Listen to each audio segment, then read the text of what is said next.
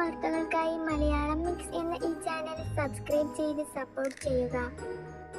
മലയാള big boss സീസണുകളിൽ വെച്ച് ഏറ്റവും കൂടുതൽ TRP നേടിയതും ജനങ്ങൾക്കിടയിൽ ഹിറ്റായതുമായ ഒരു സീസണായിരുന്നു സീസൺ 6.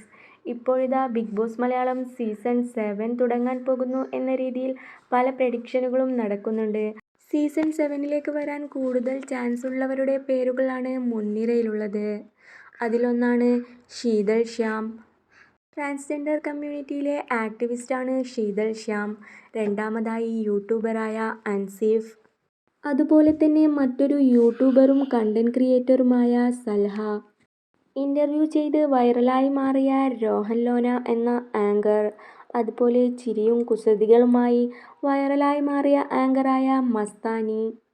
വൈറലായ റേഡിയോ ജോക്കിയും മോട്ടിവേഷണൽ സ്പീക്കറുമായ ജോസഫ് അന്നംകുട്ടി. സീരിയലുകളിലൂടെ മലയാള മനസ്സിൽ ഇടം പിടിച്ച നായിക മേഘ്ന വിൻസെന്റ്. പ്രശസ്തനായ കണ്ടന്റ് ക്രിയേറ്റർ ആദിൽ ഉനൈസ് ഹുസൻ. മറ്റൊരു സീരിയൽ മുൻനിര നായിക ഷാലു കുര്യൻ. ഉപ്പും-മുളകും എന്ന സീരിയലിലൂടെ ആളുകൾക്ക് ഏറെ ഇഷ്ടമായതും കഴിഞ്ഞ കുറച്ചു കാലങ്ങളായി കോൺട്രവേഴ്സീസിൽ ഉൾപ്പെട്ടതുമായ ഉപ്പും-മുളകിലെ അച്ഛൻ കൂടിയായ ബാലു. ഉപ്പും-മുളകിലെ തന്നെ ബാലുവിന്റെ ഭാര്യയായി അഭിനയിക്കുന്ന നായിക. ബിഗ് ബോസ് മലയാളം സീസൺ 7ലെ പ്രഡിക്ഷനിൽ ഏറ്റവും കൂടുതൽ ആളുകൾ പറഞ്ഞുകൊണ്ടിരിക്കുന്ന പേരാണ് ഇവരുടേത്.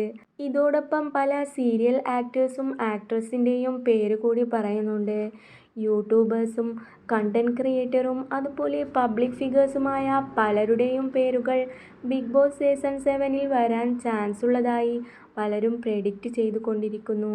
കഴിഞ്ഞ വർഷങ്ങളിലെല്ലാം മാർച്ചിൽ സ്റ്റാർട്ട് ചെയ്തിരുന്ന ബിഗ് ബോസ് ഇപ്രാവശ്യം തുടങ്ങാൻ വൈകിയിരിക്കുന്നു എന്ന വിവരം കുറച്ചു ദിവസങ്ങൾക്ക് മുമ്പ് ഔദ്യോഗികമായി പുറത്തു വന്നതാണ്. ജൂൺ മാസത്തിലായിരിക്കാം ബിഗ് ബോസ് മലയാളം സീസൺ 7 തുടങ്ങുക എന്ന വാർത്ത യൂട്യൂബിൽ കുറച്ചു നാളുകളായി പ്രചരിക്കുന്നുണ്ട്.